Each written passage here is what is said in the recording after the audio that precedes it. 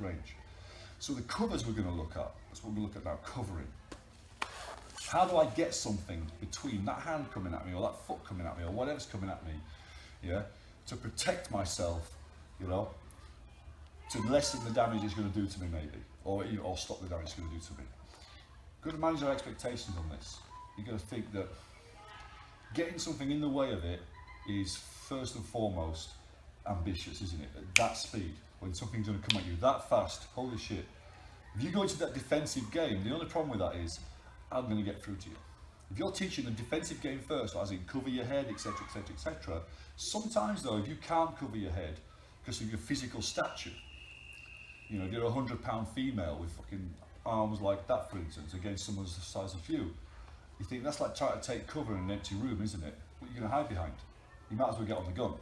Sometimes, you know, people say, yeah, but you might get knocked out. I said, all right, you might cover your head, you still get knocked out because those arms aren't cover, you know.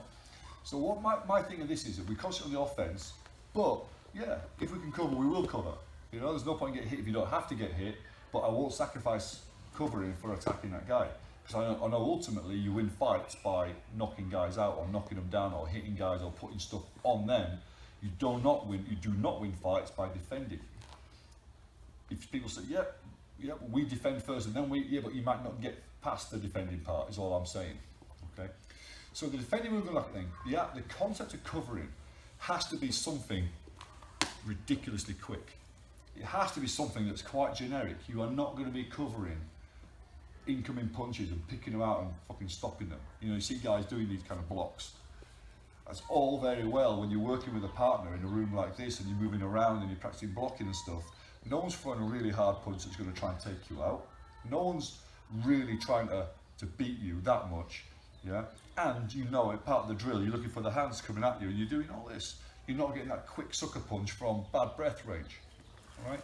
So that kind of leads our thought processing. Well, what's going to work then? I already mentioned before, we don't dodge individual bullets. That's crazy at this range.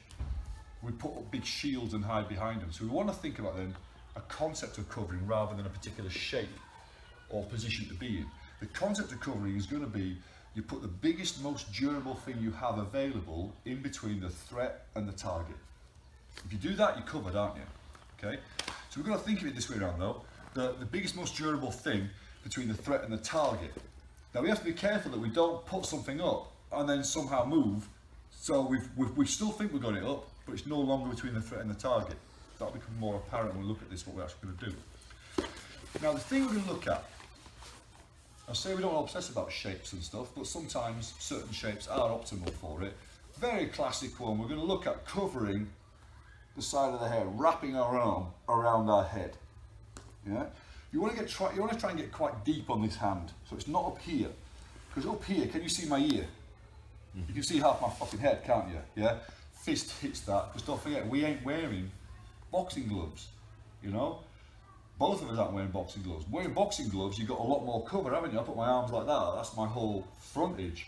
And plus, you've got big, thick gloves where they can't get through. Hands get through smaller gaps than boxing gloves will. We've got to be very careful about putting things against our head, like a hand. Because if you punch me on the arm now, I'm getting hit in the head still. That's a problem. So we've got to tuck in tight and put meat against our head, not bone. That's why this sort of cover, people put their boxing gloves, it's great. You put the boxing glove on your head and the padding is on your head. Nice, wearing like a nice padded crash helmet almost, yeah? But knuckles, I don't want that. Put your hand on your head, let me punch it. No, exactly, yeah, it's a good answer. It's the best answer you've had all day. Yeah? Best thought you've had all week, that was. So we're going to think about then putting this, getting this arm tucked in and grabbing down the bottom of our head as we pull our shoulders up as well. Look at my neck.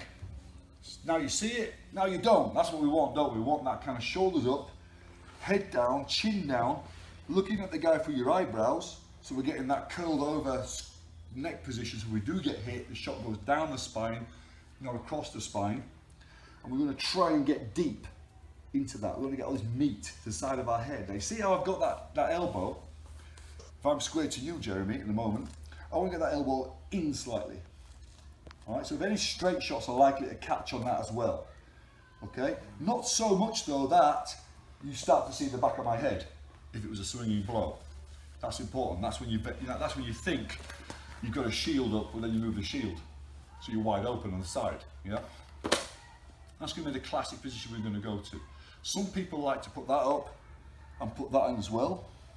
Okay, that's a very common helmet position, they'll call that, or fanny position, different people, you know, throw it out that way. And its origin is up for grabs. There's a few people claiming ownership of it, and I don't know, so I'm not going to name anybody, but it's quite common in different systems. The only problem I find with this is it doesn't control space between you and him. You are meant to crash in with it, but the problem I find with it, you end up being in a clinch range, which I don't want. They might want that, so it's good for them. For me, it's not good. I prefer that if this is up, that is out. So at the very least, I've got this buffer that stops that guy hooking me up in a clinch immediately. I've got that index on the guy, haven't I? I've got that space control on that guy. Yeah, I keep myself disengaged, which is my game plan. And for this week, it's your game plan, okay? So anyway, stand up, guys.